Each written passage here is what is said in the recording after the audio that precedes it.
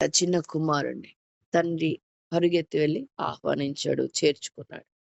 అనేక సార్లు శత్రువైన సాతాను, నీ పని అయిపోయింది, తండ్రి నిన్ను క్షమించలేడు, నువ్వు ఇంక అటు వదిలేద్దు, ఇక్కడే హ్యాపీగా ఉండు, నిన్ను అదే పాపంలో ఉంచడానికి ప్రయత్నం చేస్తా ఉంటాడు. అధైర్యపడొద్దు, వాడి మాటలు వినొద్దు, వాడిని కాలుతో చితకతాడు. కాలుతో కాలుతో తన్నాలంటావు కదా, నీకు ఎవరి మీదైనా కోపం వస్తే వాళ్ళని కాదు, శరీరుని కాదు నువ్వు తన్నాల్సిండేది, సాతాను. కాలుతో కాలుతో తన్నాలి. వాడు చెప్పే మాటలన్నీ మోసకరం.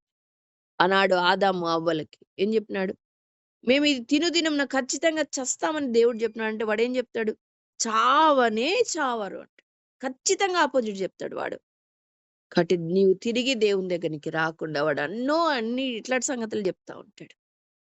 అధైర్యపడకుండా ప్రభు దగ్గరికి తిరిగి రా, ఆయన చేర్చుకునేవాడుగా ఉంటాడు.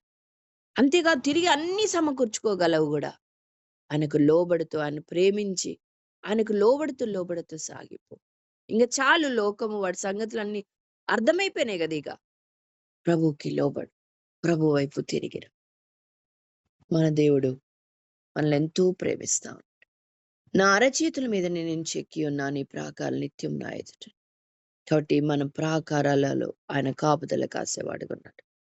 ఇప్పటికైనా ఆయన నిత్యము కాపాడేవాడని గుర్తుంచుకొని విశ్వాసంతో మనం ముందుకు సాగు. ప్రభువా, ఇంతకాలం చాలా పాపంలో చిదుగులో ఉన్నాను, వాటి నుంచి నన్ను విడిపించు. శత్రువు నాలో తిష్ట వేయకుండా, నేను వాడికి సంపూర్ణంగా లోపడకుండా నన్ను విడిపించు. లేపు. బలమైన జంతువునే పట్టుకుంటున్నప్పుడు అది యాక్చువల్గా ఆ చప్పుళ్లకు వాటికి భయపడి మనిషికి చిక్కుతుంది. అడవి జంతువే అనుకోండి. ఒక్కసారి చప్పుడు ఆపేసినావు అనుకో, ఆ చప్పుడు ఆపేసినావు అనుకో, అది బలాన్ని విరజిమ్ముకుంటది. ఒక్కసారి ఎదిరిస్తుంది అంతే, దూరంగా పడతారు మనుషులు. అర్థమైందా? అట్లాగా మనం విరజిమ్ముకోవాలి.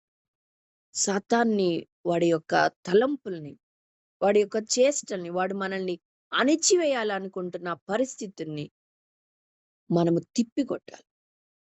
మన ప్రభు ఇదిగో శక్తిమంతుడు. నా కుమారుడా, నీ ప్రాకారం నిత్యము నా ఎదుట ఉన్నాయి, అధైర్యపడొద్దు, నా అరచేతుల్లోనే నిన్ను చెక్కుకున్నాను, నిన్ను విడిచిపెట్టాను.